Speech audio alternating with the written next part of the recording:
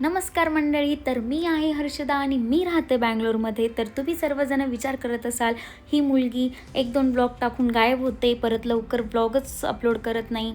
तर सॉरी त्यासाठी.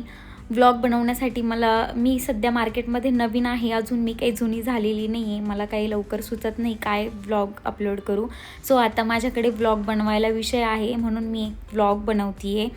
तर मी चाललेली आहे बाहेर. आता बाहेर कुठे चाललेली हे बघण्यासाठी व्हिडिओ लास्टपर्यंत नक्की बघा. तर घरून मी निघालेली होते 6 वाजता आणि आम्ही चाललेलो आहे बस स्टॉपवर. म्हणजे आम्ही एक ट्रॅव्हल्स बुक केलेली आहे गावी जाण्यासाठी. घरून निघताना मी उबर बुक केलेली आहे आणि संध्याकाळची वेळ आहे त्याच्यामुळे ट्रॅफिक खूप होती येताना. मग फायनली मी इथे बस स्टॉपवरती पोचलेली आहे. आम्ही VRL ट्रॅव्हल्स बुक केलेली आहे, मी तुम्हाला सांगितलं आहे. 8 वाजून गेले. मी त्यांना विचारलं की बस केव्हा येणार आहे, तर ते बोलले थोडीशी 5-10 मिनटं लेट होती आहे बस. पण मग बराच वेळ झाला मी वेट करते आहे. म्हणजे आम्ही दोघंही वेट करतो आहे बराच वेळपासून, पण बस काही यायला तयार नाही. आता 9 वाजून गेले. तर बस चांगली 1-1.5 तास डिले झालेली आहे. खूप वेळ झाला. मग भूक लागलेली होती म्हणून थोडे स्नॅक्स मी सोबत आणलेले होते, स्नॅक्स वगैरे खाल्ले आणि फायनली 9:30 पावणे 10 वाजता ही बस आलेली आहे. बरं तिथे आहे ना त्यांनी आम्हाला बॅग वगैरे आता ठेवून नाही दिलं आहे. मग ते बोलले की डायरेक्ट बसमध्ये बसा पुढच्या स्टॉपला, तेव्हा आपण तुमच्या बॅग खाली डिकीमध्ये ठेवून देऊ.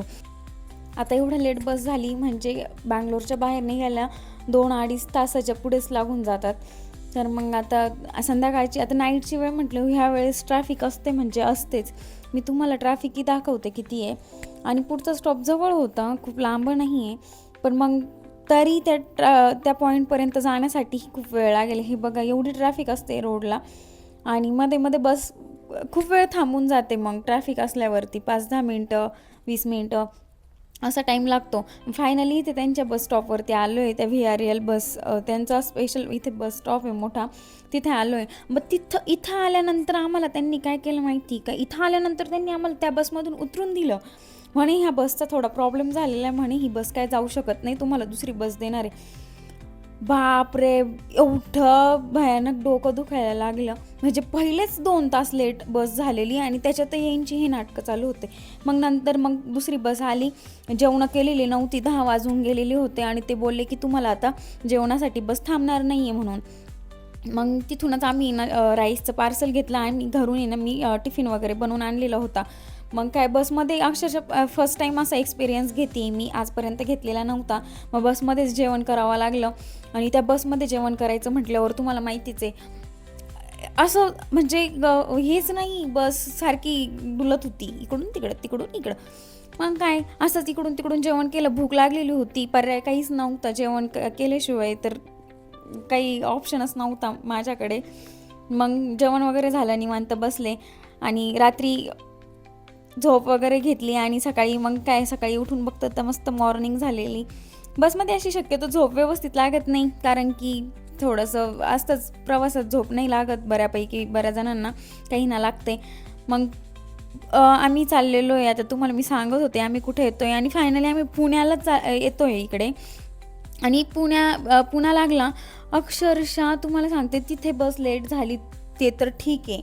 बस आमचा टायमिंग दिलेला होता 1 वाजेला पोहोचेल म्हणून, तुम्ही 1ला उतराल पुण्याला. बापरे, 1 वाजून गेला, 2 वाजून गेले, बस काय पुण्याला पोहोचे ना. अक्षरशः 5 वाजले, पुण्याला पोहोचायला आम्हाला 5 वाजले. म्हणजे घरातून आम्ही निघालेलो होतो 6 वाजता, तर आम्ही पुण्याला घरी पोहोचलो 6 वाजता. म्हणजे 24 तास आम्हाला लागलेले प्रवासात बँगलोर टू पुणे. तिथे मग उतरल्यानंतर ऑटो वगैरे बुक केली आणि एवढा घाण अवतार झालेला आहे तुम्ही बघू शकता. वैतागच खूप आलेला होता. फर्स्ट टाईम असं झालेलं आहे की बस टायमिंगवर पोहोचलेली नाही आहे. असं टायमिंगवर जर नाही झालं ना मग खूप चिडचिड होते माणसाची. आणि इथे उतरलो, मग काय ऑटो वगैरे बुक केलेली होती त्यांचं. आणि इथे पुण्यामध्ये ऑटोवाल्यांचं कसं माहिती आहे का, आपण ओला उबर बुक करतो ना, मग त्या प्राईजने नाही घेत ते मीटर लावतात आणि मीटरला खूप पैसे लागतात. आमचं तेच झालं, आम्हाला सांगितलेलं कमी पैसे तिथे ॲपमध्ये आणि आम्हाला माहीतच नाही, अशी आयडिया असते म्हणजे इकडे हे चालू आहे म्हणून. आता बँगलोरमध्ये तर जेवढं उभारलं असतं तेवढंच द्यावं लागतं आणि तिथे उतरल्यानंतर मग त्यांनी आम्हाला सांगितलं नाही नाही म्हणे असं नाही करायचं म्हणे. फायनली घरात आले आणि इथे आल्यावर खूप छान वाटतं आहे आता.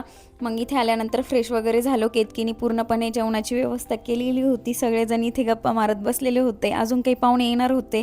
तर मग भेटूया नेक्स्ट व्लॉगमध्ये. तुम्हाला हा व्लॉग कसा वाटला हे कमेंटमध्ये नक्की सांगा.